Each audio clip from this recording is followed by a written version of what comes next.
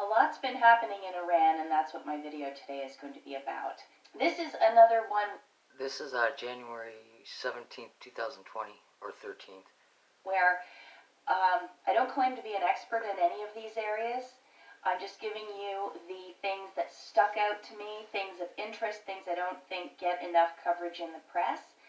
And basically, it's going to look like this. There's going to be more things filled in by the end, but I'm going to talk about John Kerry. I'm going to look at, really briefly, at a tie between Barack Obama and John Kerry. I'm going to tell you a little tiny bit about Valerie Jarrett's background, and I'm going to point out that Peter Strzok and Lisa Page have Iranian connections as well. And Justin Trudeau, the Canadian connection, the plane crash that happened, the Iranians have now admitted they shot this plane down full of Iranian scientists, and many of them were going to Canada. Stop! I'm not going to be able to fit in the plane crash and many of the Canadian connections. That's going to be in a follow-up video. Sorry to mislead you, but things just got really long. Now back to your regularly scheduled program. Let's go. Some background. John Kerry became Secretary of State, and he was officially sworn in February 1st, 2013. That's just important to know for the timeline here. Because negotiations with Iran over their nuclear program had been going on for many years. Apparently Ahmadinejad tried to reach out to Obama when he was still president of Iran, and Obama rejected him. I guess the Ayatollah also tried the same thing, but nothing moved, nothing changed until Rouhani was elected in 2013. And then all of a sudden we start getting articles like this. Obama finds a pen pal in Iran. The White House has never released the contents of Mr. Obama's letters plural, to Mr. Rouhani, but supposedly that's when the ice began to melt. In the same month this came out, this news of the pen pal relationship came out, they're talking about how the U.S. President may informally meet with Rouhani at UN headquarters in New York. And at the same time that Rouhani was going to be in New York, he was going to be speaking at the Council on Foreign Relations and the Asia Society, and then he was going to appear on CNN and on Charlie Rose's interview show on PBS. It's almost like a really friendly guy got elected in Iran, and suddenly he was the darling of the U.S. Also, by the way, in 2013, Rouhani, maybe at that same time, met with Representatives Keith Ellison, Andre Carson, Gregory Meeks, and Louis Farrakhan. Now, I happen to know that Keith Ellison and Andre Carson are very friendly to Islam. There's video out there of Andre Carson saying that they will have an Islamic woman as president. So that's something else to keep in mind. Obama was making the Iran deal his legacy. As we see in this November 2013 CNN article, Iran nuclear deal, President Barack Obama's legacy moment on Iran. He's a lame duck president. The latest CNN ORC poll has his approval rating at 41%, the lowest of his presidency. They talk about how the deal says that the U.S. will provide $6 to $7 billion in sanction relief to Iran in exchange for their agreement on the deal. Now, the deal was weak. You can see here in this article from 2015, this is the end of the agreement, like when they finally signed everything. 12.5 tons of enriched uranium were going to go to Russia. And in fact, John Kerry says, right there at the completion of the deal, the enriched uranium were in the hold of a Russian ship steaming towards Russia as they spoke. How odd is that? How odd is that? That they were sending the enriched uranium to Russia. Russia! The big boogeyman of current day. But in order to get the Iran deal passed, that was one of the things they agreed to, that Russia was going to get all the enriched uranium. Is that strange or what? Now keep in mind, when they negotiated the Iran deal, they did so with the P5+1 countries and the European Union. These are China, France, Russia, United Kingdom, United States, Germany, and the European Union. China and Russia were, they're permanent members of the UN Security Council, so they have a say in all of this. And in case you didn't know, China and Russia have very friendly relations with Iran. So you can see how difficult it would have been to get this deal done in the first place. But to me, that doesn't excuse the deal that was put together. The United States basically just agreed to give Iran billions and billions of dollars to kick the can down the road very little. Even in this New York Times article, it says that, and this is from 2015, that the Iranians agreed to reduce the number of their centrifuges, which would extend to a year the amount of time it would take Iran to make enough material for a single bomb. They call that the breakout time. Now it takes a year, whereas before the deal it would take 2 to 3 months. Obama even said that in year 13, 14, or 15 of the agreement, the breakout time might shrink almost down to 0.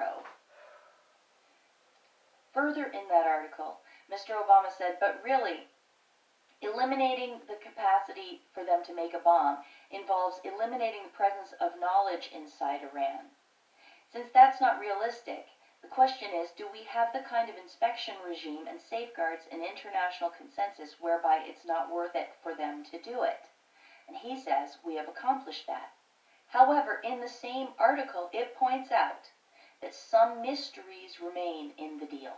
For example, it is not clear whether the inspectors would be allowed to interview the scientists and engineers who were believed to have been at the center of the effort by the Islamic Revolutionary Guard Corps to design the weapon that Iran could manufacture in short order. So you see what's happened here? They kicked the can down the road. They bought a few months in the time that it would take Iran to have a nuclear weapon ready to go. Plus, they didn't stipulate that they could keep track of and interview the scientists involved in the program in the first place. And they gave them billions of dollars. We know about the pallets of cash that Obama had delivered personally to Iran. $1.7 billion, pallets of cash. And they lifted a bunch of the sanctions as well at the same time. Iran was definitely the winner here. Russia seems to have won here. How did the United States win in any way in that deal? And yet that's what everybody's running around defending right now. All the talking heads running around now defending this deal. Well, why would they enter into such an agreement? One thing that's interesting that I don't know if a lot of people know is that John Kerry's daughter is married to an Iranian American. And in this article, yes, it's from Breaking Israel News. That's not the most reputable source, but if you notice, the mainstream press does not like to report on some of these controversial issues, even if they're true. They bury them. So, my source is Breaking Israel News. In this article, it makes mention of something that Congressman Alan West had posted on his website in July of 2015. And that was, he stated that as part of the wedding preparations for Kerry's daughter, Kerry went to a dinner party hosted by George Soros at his Manhattan penthouse. He undoubtedly met the best man, Mahdi Zarif, and also met his father, Mohammad Javad Zarif, current Iranian foreign minister who acted as the chief negotiator during nuclear talks. Now, the Iran Foreign Ministry strongly rejected the claim, calling it a sheer lie and news fabrication. So I don't know if it's true or not. But one thing I do know is true. Do you remember a little while ago, George Soros and the Koch brothers decided to form a new think tank together, which is really weird considering one is considered far left and the others are considered far right. Well, we learned about the new Koch-Soros foreign policy think tank headed by Iran deal advocates. It was co-founded by a non-profit leader who was integral to the passage of the controversial Iran nuclear deal. Now, is that weird or what? Trita Parsi is the person's name. Parsi is the founder of the National Iranian American Council and an adjunct professor at Georgetown University. He was a prominent and instrumental go-between for the governments of Iran and the U.S. during the deal negotiations. And again, George Soros and the Koch brothers. In Trita Parsi's book, Trita Parsi makes the claim that John Kerry operated as a shadow Secretary of State during his tenure as chairman of the Senate Foreign Relations Committee. He was close to and trusted by Obama, who later made him actual Secretary of State. Kerry's involvement began during the negotiations to release Americans held in Iran as prisoners. He and Sultan Qaboos, the envoy to Sultan Qaboos, a guy named Salam al-Ismaili, began discussing prospects for a broader channel to Iran in order to address the nuclear issue. In December 2011, Kerry paid his first visit to Oman and met with the Sultan. Apparently, Kerry was in the background doing statecraft that the Secretary of State, Hillary Clinton, would normally be doing, or the President would normally be doing. Kerry's doing this in the background, okay? All that time before he was Secretary of State. Now, there's also one more link between John Kerry and Iran from way back in the day. He led a committee, a Senate committee, investigating the Iran-Contra affair way back in the day. And if you recall, that included the BCCI scandal. This is a big story. I'm not going to go over it. But look at this part. In 1989, Jack Bloom, then a special counsel to Kerry's subcommittee, interviewed BCCI officials in hotel rooms equipped with government tape recorders. They had hours of tapes containing detailed descriptions of BCCI's relationship with American banks. What happened to Tampa and the recordings we made, Bloom said. Right. What did happen to that? What happened to that? BCCI was a gigantic international banking scandal, and the people who have the evidence on that would wield tremendous power. Does Kerry have that? Is that where some of his power comes from? Just raises my eyebrow. All right. So far we've covered hardly any of this, but we're going to move on now to Valerie Jarrett. Valerie Jarrett is an Iranian American. I don't know how many people know that. It might have come out a little bit because you remember when Roseanne said something about Valerie Jarrett online, and the whole American entertainment establishment blew up over it? Maybe because they didn't want anyone knowing Valerie Jarrett was an Iranian American, but she is. And she's very, very close to the Obamas, as you see here in this NPR interview. This is from 2019. Where the interviewer says to Valerie Jarrett, you say to the Obamas at a dinner that I will protect you. And she asks, have you, in a sense, become that person now for life? And Jarrett answers, for 28 years now. They're very close. She has said that she can anticipate what they will think and that they all think the same way. But Valerie Jarrett not only has the Iranian-American thing going for her, because she was just born in Iran, and she only lived there, supposedly, till she was about 6 years old. But she also has the communist connection. This article from Front Page Magazine goes into great detail about her mother and father and grandfather and her husband and all the relations that she has. It says that she was the person most responsible for bringing the revolutionary communist Van Jones into the administration 6 years ago, so in 2009. That's just one example. Valerie Jarrett's background is stacked with people related to the communists in America and the Weather Underground. And need I remind you, remember, Iran and Russia are strategic allies and form an axis in the Caucasus alongside Armenia. Iran and Russia are also military allies in the conflicts in Syria and Iraq and partners in Afghanistan and post-Soviet Central Asia. So, communists, Iran, and then her close connection to Barack Obama. Something that sticks out for me in this whole Iran deal thing. And now the current controversy swirling in Iran. There's a lot of shenanigans going on here. I just want to mention Peter Strzok and Lisa Page. As you can see here, Lisa Page tweets out on January 3rd, 2020, "My mother emigrated from Iran in her 20s. Iran is smart and strategic and all over the world. Iran isn't an irrational actor, but they have the pride of a 5,000-year-old culture." So she's quite proudly associated with Iran.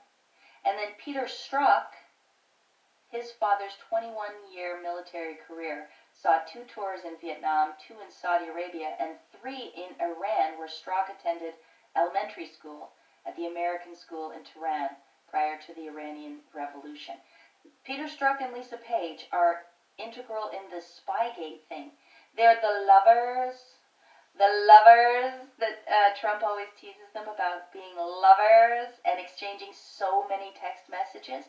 They're the ones that talked about the insurance policy, that Trump, they wouldn't let him win, and if he did win, they had an insurance policy. I think we can see by the unending upheavals that are happening right now, all targeted towards trying to stain President Trump, that they have a million possible insurance policies, and they're doing them one after the other after the other. This Iran thing is just one more. And now, it came into effect, the Iran deal, January 2016. The 16th of January 2016. And on the 21st of January 2016, just mere days later, Secretary of State John Kerry says some sanctions relief money for Iran will go to terrorism. When asked about whether some of the $150 billion in sanctions relief would go to terrorist groups, Kerry reiterated that after settling their debts, Iran would receive closer to $55 billion. He conceded some of that could go to groups considered terrorist, saying there was nothing the U.S. could do to prevent that. You paid Iran's debts, and you gave them extra money with which they bought weapons and did whatever they wanted in the whole region ever since that. Thanks, John Kerry. What else have I got? Ah, yes. Very shortly after all of this became settled, March 14, 2016, John Kerry slammed the door shut on new Canadian pipelines to the U.S. Somebody wants to make sure Canada's oil and gas can never leave this country. It is killing our economy. It is killing it. It is ripping this country apart. And interesting how the Iran deal timing all ties into it. But then what happened? Something unexpected happened. Trump won the election November 8th, 2016. And the deep state and the Iran deal authors went into sheer panic. What did John Kerry do? What was John Kerry's first action on election day? John Kerry heads to Antarctica. It seems random, but everyone has their suspicions that there's way more going on in Antarctica than they lead us to believe. He had been in New Zealand and he went to Antarctica supposedly to receive briefings from scientists working to understand climate change, of course. And then he planned to return to New Zealand for meetings with the Prime Minister, who was then John Key. Then he planned to fly to the Middle East for talks. What's that all about? After that, January 9th, 2017, we find out Iran is to get natural uranium batch. Despite present restrictions on its enrichment program, however, the amount of natural uranium is significant should Iran decide to keep it in storage, considering its potential use once some limits on Tehran's nuclear activities start to expire. This guy, David Albright, said this shipment could be enriched to enough weapons-grade uranium for more than 10 simple nuclear bombs, depending on the efficiency of their enrichment process and the design of the weapon. That was January 9th, 2017. What was John Kerry doing right at that moment? John Kerry was in Florida, marrying somebody. Look at this. He's officiating a wedding. Who else was there? Barack Obama. And whose wedding was it? It was Marvin Nicholson. Marvin Nicholson. But he's a Canadian. And his story is he was just a derpy kid working at a sailing shop or something, and John Kerry came in and bought sailboards off of him. And then this Marvin Nicholson became glued at the hip to John Kerry all through his presidential campaign in 2004. His whole family, including his parents and brothers and sisters, whatever, were at Kerry's house or at the facility waiting to get the results of the election. Marvin Nicholson, who is this guy? I tried to find out. I know nothing about him. He's from North Saanich, BC. Guess who else is from North Saanich, BC? Frank Giustra. Does the name Frank Giustra ring a bell? Frank Giustra ties to the Clinton Foundation on a little thing called the Uranium-1 scandal. I did a video about this. If you want to learn more about it, I'll put a link to it as the top reference in the description box. But isn't it funny? The day after it's announced that Iran is going to be getting a whole bunch of natural uranium from somewhere, there's a wedding in Florida where John Kerry and Barack Obama are both present. That wedding is Marvin Nicholson, who's from North Saanich, BC, and Frank Giustra is from North Saanich, BC. It's all too much. It doesn't seem like a group of casual friends to me. It seems like a business network. It seems like an underground, black market type business network. But I'm just guessing. And guess what Frank Giustra just announced he's going to do? He's going to give Prince Harry and his wife Meghan a home in North Saanich, BC. It's just so funny how these swamp creatures all glom together, isn't it? And how they all come up at the same time through these weird little tangents, these weird little tentacles off of popular stories. By the way, his wife here, Helen Padchick, she still works in the administration and the education department. Right before this, right before the wedding, Kerry was somewhere else. At the end of December 2016 to the beginning of January 2017, he was in a really weird place. He was on the private island of the Aga Khan. And guess who was there at the same time? Justin Trudeau, Prime Minister of Canada. John Kerry, Justin Trudeau, on the Aga Khan's private island, which is, by the way, in the same general area as Jeffrey Epstein's island. Bell Island is the name of the Aga Khan's island. So it says, at the time, Kerry still held his cabinet position in the Obama administration. In her report, Conflict of Interest Ethics Commissioner Mary Dawson noted that other guests, including someone who she would only describe as a senior American official of a previous administration, and friends of those other guests were also on the island between December 26, 2016 and January 4, 2017. So they were all there together. Well, I'm not sure if the Aga Khan was there. These two were there together. What's that all about? I could do a whole video on that, and I might. I think I want to talk about the Aga Khan because did you know the Aga Khan, the Ismaili delegation, has a huge embassy in Canada? And the Aga Khan, who is not the head of state, gave a speech to our parliament as if he was one. And the Aga Khan Foundation gets a lot of money from a lot of different Soros foundations. I could go on and on. What did John Kerry do next? January 25th, 2018, John Kerry reportedly coaches Palestinians not to yield to Trump in peace talks. What is this guy doing? He's a total maniac. Why are they letting him get away with this? As far as I know, this is called a Logan Act violation in the United States. And this Aga Khan meeting with Trudeau, I don't know, that's something too. I don't know why they're letting him away with it. I'm hoping they're trying to trap him, but in my opinion, they've got enough to arrest him. Okay, so that's January 25th, 2018. Shortly thereafter, 3rd of May 2018, this guy, that's Javid, the foreign minister of Iran, makes some threats on YouTube. He says, if you pull out of this agreement, Iran reserves the right to respond in any way we see fit. That's on this video. He says it in plain English. You can go listen to it. And what did Trump do a few days later anyway? He announced the withdrawal, May 8th, 2018. Now, here's a Q post from May 4th. Today, John Kerry and Iran.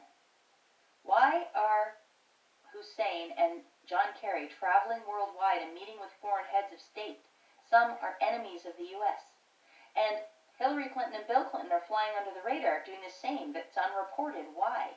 Two former presidents and secretaries of state, out of power, have no authority, traveling the world, racing around the world pre-POTUS. Why? Unprecedented. The world is connected. The world is watching. And then May 12th gets posted on Twitter, May 12th, 2018. There's a picture of John Kerry. John Kerry just left a meeting at L'Avenue in Paris with 3 Iranians. A friend was sitting next to their table and heard John Kerry blasting real Donald Trump. The Iranians had a 5-person security detail and left in diplomatic vehicles. Is he FARA registered? That's the foreign, if you're representing a foreign government lobbying, you have to register for that. Otherwise, it's a violation of the law. Again, John Kerry. How come he's not in jail? He should be. And we see this, May 12th, 2018. The Iranian regime threatens to release names of Western officials who took bribes to pass the nuclear deal. H.J. Ansari, Zarif's senior advisor, says, if Europeans stop trading with Iran and don't put pressure on the U.S., then we will reveal which Western politicians and how much money they received during their nuclear negotiations to make the Iran deal happen. What? Okay, so remember earlier we're asking why would they make such a horrible deal? Bribes. At least according to Iran itself. Why is that not all over the mainstream news? I realize some people will look at this and they'll say, oh, that's from the Gateway Pundit. But it's not really from the Gateway Pundit. It's from the Iran foreign minister's aide himself. It's not anyone's fault except the MSM that they aren't covering it. They aren't covering it. They aren't telling people the details that they need to know. Do you think people's minds would change if they saw that? They might. A year after that, I guess because John Kerry's ferocious running around the world and lobbying everyone under the sun didn't work, here's Javad Zarif, the Iranian foreign minister, doing his own world tour. He goes to Sweden and he speaks to this Swedish foreign minister. Then he meets with the Swedish Minister of Trade, Anne Lind. And then he meets with former Prime Minister and Minister of Foreign Affairs Carl Bildt, and the chairman of the British company, owner of the seized ship in Iran, Eric Honel. Then he meets with a bunch of other Swedish businessmen. Next he leaves for Finland and he meets with the Finnish president. Then he goes to Norway. And then he's going to meet with Emmanuel Macron and Foreign Minister Jean-Yves Le Drian. What's he doing? What's he doing? Asking for some more money? Are those the people, some of them, that took bribe money back in the day and now he's just continuing to extort them? He's like, oh, I said I was going to expose all the people that took bribe money. That caused a big panic. So instead of exposing them, I'll just go get more money from them. Maybe? I don't know. I don't know what's happening. But it's interesting, isn't it?